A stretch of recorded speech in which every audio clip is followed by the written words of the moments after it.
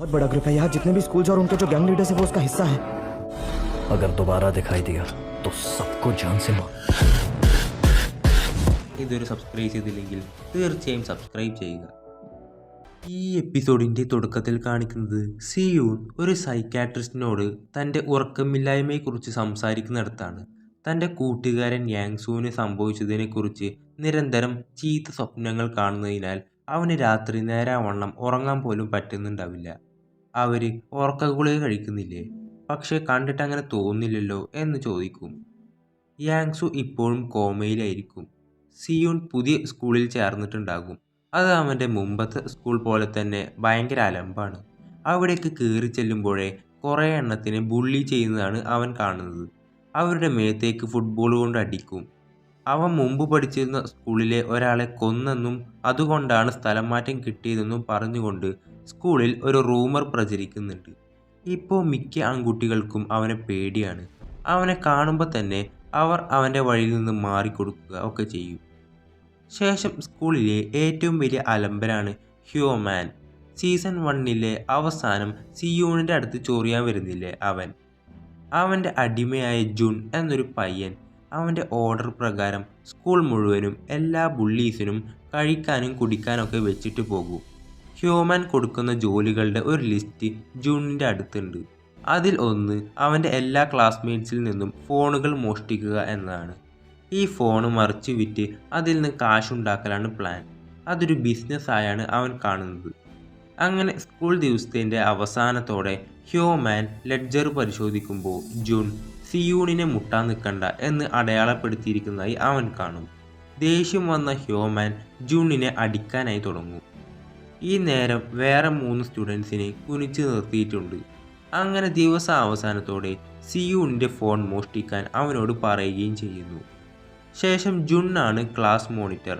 School ദിവസം ആരംഭിക്കുമ്പോൾ students അവരുടെ ഫോണുകൾ ഓഫീസിലേക്ക് കൈമാറുകയും സ്കൂൾ ദിവസം അവസാനിക്കുമ്പോൾ അവ തിരികെ നൽകുകയും ചെയ്യുക എന്നതാണ് സ്കൂളിൻ്റെ നിയമം.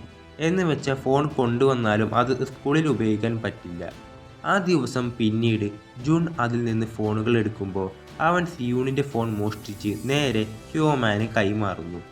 അവന് വേറെ വഴിയില്ലായിരിക്കും. ശേഷം ക്ലാസ്സിലെത്തി എല്ലാവരോടും ഓരോരുത്തരുടെ ഫോൺ നോക്കി എടുത്തോളാൻ പറയും. സിയൂണ് ചെന്ന് നോക്കുമ്പോൾ അതിൽ അവൻ്റെ ഫോൺ കാണുന്നുണ്ടാവില്ല. ജുണ്ണിനോട് അവൻ്റെ ഫോണിനെ കുറിച്ച് ചോദിക്കുമ്പോൾ എന്താ സംഭവിച്ചതെന്ന് അറിയാത്ത പോലെയാണ് അവൻ അഭിനയിക്കുന്നത്. ആ നേരം ഹ്യൂമാൻ അവനെ അടിച്ച് ചുണ്ട് പൊട്ടിയതൊക്കെ സിയൂൺ ശ്രദ്ധിക്കും. എന്നിരുന്നാലും സിയൂൺ തൻ്റെ നഷ്ടപ്പെട്ട ഫോണിനെ കുറിച്ച് ഒരു ബഹളവും ഉണ്ടാക്കാതെ അവൻ അവിടുന്ന് പോകുന്നു. ഇത് കണ്ട ജുണ്ണിന് കുറ്റബോധം തോന്നുന്നു. എന്നിട്ട് നഷ്ടപ്പെട്ട ഫോണിന് ക്ഷമ ചോദിക്കാൻ ക്ലാസ് കഴിഞ്ഞ് അവൻ സിയൂണിൻ്റെ പിന്നാലെ ചെല്ലും. നിന്റെ ഫോൺ എങ്ങനെയാ പോയതെന്ന് എനിക്കറിയില്ല, എന്തായാലും അത് കളഞ്ഞു പോയതിൽ എനിക്കൊരു പങ്കുണ്ടല്ലോ, അതുകൊണ്ട് നീ പുതിയൊരു ഫോൺ എടുക്കുന്നുണ്ടെങ്കിൽ ഞാനും അതിന് കുറച്ച് കാശ് തരാമെന്ന് പറയും.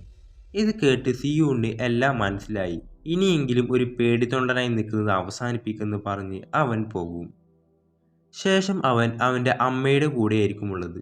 നീ പുതിയ ഫോൺ കിട്ടാനായി മനഃപൂർവ്വം കൊണ്ട് കളഞ്ഞതാണോ? അടുത്ത സെമസ്റ്റർ അബ്രോഡ് പഠിക്കുമ്പോൾ നമുക്കിതുപോലെ ഒരുമിച്ച് കറങ്ങാനൊന്നും പറ്റില്ല കേട്ടോ. ആദ്യം കുറച്ച് ബുദ്ധിമുട്ടൊക്കെ തോന്നും, പിന്നെ ശരിയായിക്കോളുമെന്ന് പറയും. പിറ്റേന്ന് രാവിലെ സിയൂൺ ആശുപത്രിയിൽ യാങ്സൂനെ കാണാനായി പോകും. അവൻ ഇപ്പോഴും കോമയിലാണ്. എനിക്കിപ്പോഴും ഉറങ്ങാൻ പറ്റുന്നില്ല, അതുകൊണ്ട് സ്ലീപ്പിംഗ് പിൽസ് കഴിക്കുന്നുണ്ട്. നീ ഒന്ന് പെട്ടെന്ന് എണീക്കാനായി ഞാൻ കാത്തിരിക്കുകയാണെന്ന് പറയും. ശേഷം സ്കൂളിൽ ഹ്യൂമാനും ഗുണ്ടകളുടെ സംഘവും സ്കൂൾ പടിക്കെട്ടിൽ ജൂണിനെ ബുള്ളി ചെയ്യുന്നത് അവൻ കാണുന്നു. ആ സമയം തൻ്റെ മുമ്പത്തെ സ്കൂളിൽ സംഭവിച്ചതിനെക്കുറിച്ച് അവൻ ചിന്തിക്കുന്നു.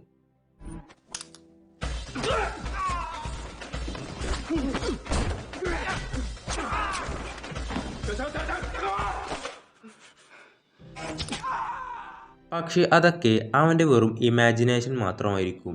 അവൻ്റെ ഉള്ളിലുള്ളതൊന്നും പുറത്ത് കാണിക്കാതെ അവൻ അവിടുന്ന് പോകുന്നു. ശേഷം ലഞ്ച് ടൈമിൽ ജുൺ സിയൂണിന് ഫുഡ് ഐറ്റംസ് എത്തിച്ചു കൊടുക്കും. ഫോണുകൾ മോഷ്ടിച്ച് ഹ്യൂമാന് കൊടുത്തതായി ജുൺ അവിടെ വെച്ച് കുറ്റം സമ്മതിക്കുന്നു. മറ്റ് മാർഗമില്ലാത്തത് കൊണ്ടാണ് താൻ അങ്ങനെ ചെയ്തുവെന്നും അവൻ പറയും. ഇനി ഒരു പേടിത്തൊണ്ടനാകാൻ ഞാൻ ആഗ്രഹിക്കുന്നില്ല, പക്ഷേ അതിന് എന്ത് ചെയ്യണമെന്ന് എനിക്കറിയില്ല. എനിക്കിത് ചോദിക്കാൻ വേറെ ആരുമില്ല. സിയൂൺ, നിനക്ക് ന്യൂട്ടൻ്റെ തേർഡ് ലോ എന്താണെന്നറിയോ? For every action there is N opposite reaction. ഒരു പ്രവർത്തനവുമില്ലാതെ ഒരു പ്രതികരണവും ഉണ്ടാകില്ല എന്നതായിരിക്കും. ശേഷം ജൂൺ വീട്ടിലേക്ക് പോകുന്ന വഴിക്ക് ന്യൂട്ടൻ്റെ തേർഡ് ലോ സെർച്ച് ചെയ്തു നോക്കും. ആ സമയം ആ ബുള്ളീസ് അവനെ വിളിക്കുന്നുണ്ടെങ്കിലും അവൻ കോൾ എടുക്കുന്നുണ്ടാവില്ല. ശേഷം സിയോങ് ജെ എന്നൊരുത്തൻ നയിക്കുന്ന സ്കൂൾ ബുള്ളികളുടെ ഒരു യൂണിയൻ ഉണ്ട്. ഹ്യോമാൻ ആ സംഘത്തിൻ്റെ ഭാഗമാകാൻ ആഗ്രഹിക്കുന്നു. സിയോങ് ജെ ഒരു സൈബർ കഫേയിൽ ഗെയിം കളിച്ചുകൊണ്ടിരിക്കുകയാണ്. ഹ്യോമാൻ അവിടെ എത്തുമ്പോൾ ഒരുപാട് ഫോണുകൾ ഉണ്ടാവും. സിയോങ് ജെയോട് അടുത്ത ആഴ്ചക്കുള്ളിൽ 100 ഫോണുകൾ കിട്ടും എന്ന് പറയും. അതിനിടയിൽ അവന് ചൊറിയെ നിന്ന ഒരുത്തൻ്റെ മണ്ടയടിച്ച് പൊളിക്കും അവൻ. ഇത് കണ്ട ഹ്യോമാൻ പേടിച്ചരണ്ട് തിടുക്കത്തിൽ അവിടുന്ന് ഇറങ്ങിപ്പോകുന്നു.